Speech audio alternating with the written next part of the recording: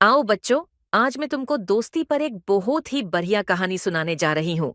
ध्यान से सुनना, इस कहानी का शीर्षक है हाथी और चींटी की दोस्ती।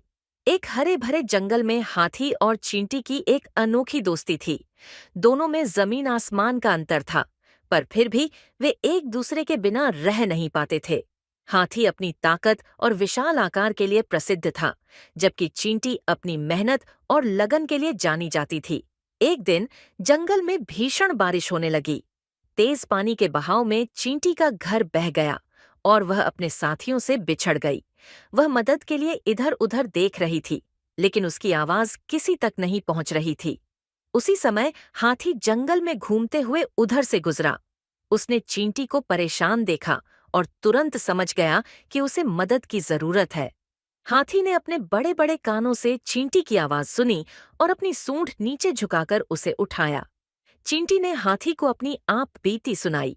हाथी ने बिना समय गवाए चींटी को अपने पीठ पर बिठाया और उसे नए घर की तलाश में ले गया।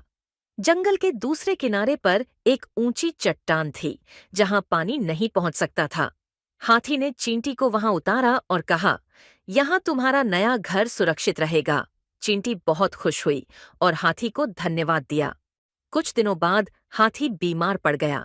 उसकी भूख प्यास खत्म हो गई थी और वह बहुत कमजोर हो गया था। उसकी मदद करने वाला कोई नहीं था। जब यह बात चींटी को पता चली, तो उसने तुरंत अपने साथियों को बुलाया। सभी चींटियों ने मिलकर हाथी के लिए खाने का इंतजाम किया और उसके ऊपर बैठे कीड़े मकोड़ों को हटाया। चींटियों की देखभाल और मेहनत से हाथी जल्द ही ठीक हो गया। हाथी ने चींटी से कहा, तुमने मेरी जान बचाई है, मैं तुम्हारा एहसान कैसे चुका सकता हूँ? चींटी ने मुस्कुराते हुए कहा, मित्रता में एहसान नहीं, सच्चे दिल से की गई मदद मायने रखती है। हम एक दूसरे के बिना अधूरे हैं। उस दिन से हाथी और चींटी की दोस्ती और भी गहरी हो गई।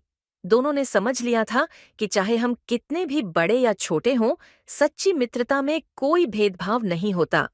इस कहानी से हमें क्या सीख मिलती है? सच्ची दोस्ती में आकार या ताकत का कोई महत्व नहीं होता। असली मित्र वही है जो हर परिस्थिति में एक दूसरे की मदद के लिए तैयार रहे, चाहे वह कितना भी बड़ा या छोटा हो। आपको ये कहानी अच्छी लगी हो तो वीडियो को लाइक कर देना। आपको ये कहानी कैसी लगी कमेंट में ज़रूर बताना, और ऐसी ही और भी अच्छी सीख देने वाली कहानियों को सुनने के लिए इस चैनल को सब्सक्राइब करना मत भूलना। नमस्ते।